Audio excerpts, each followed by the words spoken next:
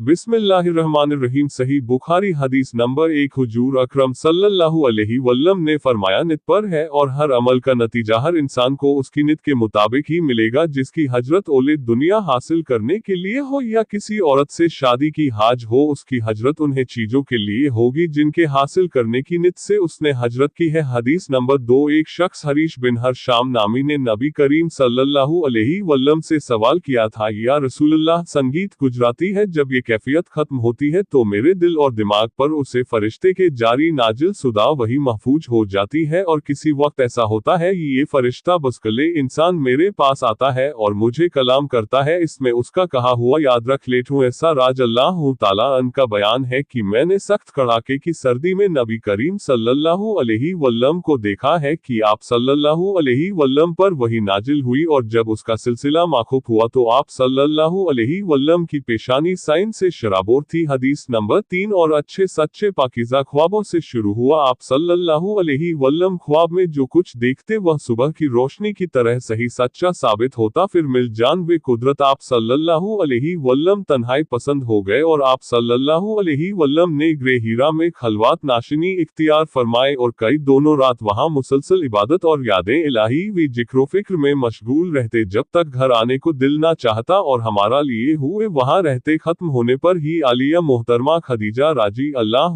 ताला अन के पास सिर्फ लेट और कुछ तोश हमारा लेकर फिर वहां जाकर खलवातगी हो जाते। यही तरह ये अचानक जिब्राइल अलैहिस्सलाम आप सल्लल्लाहु अलैहि वसल्लम के पास हाजिर हुए और खाने लगे कि ए मोहम्मद सल्लल्लाहु अलैहि वसल्लम फॉर्मेट है कि मैंने कहा कि मैं पढ़ना नहीं जानता। आप सल्लल्लाहु अलैहि वसल्लम फॉर्मेट है कि फरिश्ते ने मुझे पढ़कर इतने जोर से भेजो कि मेरी ताकत जवाब दे गई, फिर मुझे छोड़कर कहा कि पढ़ो। मैंने फिर वही जवाब दिया, यह मैं पढ़ा हुआ नहीं हूँ। उसे फरिश्ते ने मुझको निहायत ही जोर से खींच, मुझको सख्त तकलीफ महसूस हुई। फिर उसने कहा पढ़। मैंने कहा कि मैं पढ़ा हुआ नहीं हूँ। फरिश्ते ने तीसरी बार मुझको पढ़ा और तीसरी मर्तबा फिर मुझको भेजो। फिर मुझे छोड़ दिया और खाने लगा। पढ़ो अपने रब के नाम की मदद से जिसने पैदा किया और इंसान को खून छुटकी से बनाया। पढ़ो और आपका रब बहुत ही मेहरबानियां करने वाला है। यही आयतें आप सल्लल्लाहु अलैहि वसल्लम जिब्राइल अलैहिस्सलाम से सुनकर इस हाल में अंगारे हीरा से वापस हुए कि आप सल्लल्लाहु अलैहि वसल्लम का दिल उसे अनोखे वाक्य से कहां पर रहा था। आप सल्लल्लाहु अलैहि वसल्लम हरिजा के यहाँ तशरीफ ले और फरमाया कि मुजम्मल उदा दो मुझे कंबल, और दो लोगों ने आप सल्लल्लाहु अलैहि वसल्लम को कंबल ओढ़ दिया। जब आप सल्लल्लाहु अलैहि वसल्लम का डर जाता रहा तो आप सल्लल्लाहु अलैहि वसल्लम ने अपनी जो मुख्तार मरीजा राजी अल्लाह ताला अनको सेल के साथ यह वाक्य सुनाया और फरमाने लगे कि मुझको अब अपनी जान का खौफ हो गया है। आप सल्लल्लाहु अलैहि वसल्लम की वल्लम नहीं है, अल्लाह की कसम आपको अल्लाह कभी रुस्वा नहीं करेगा। आप तो ओखला के फजीला के मलिक हैं, आप तो कुंबा परिवार है, बेकसों का बोझ अपने सर पर रख लेते हैं, मुफलों के लिए आप कमाते हैं, मेहमान नमाजी में आप बेमिसाल है और मुश्किल वक्त में आप हमारे हक का साथ देते हैं। ऐसे और साफ एक खुशना वाला इंसान जो बेवकूफ जिल्लत वखारी की मौत नहीं कर सकता। फिर मस्जिद तसल्ली के लिए हदीस अल्लाह ताला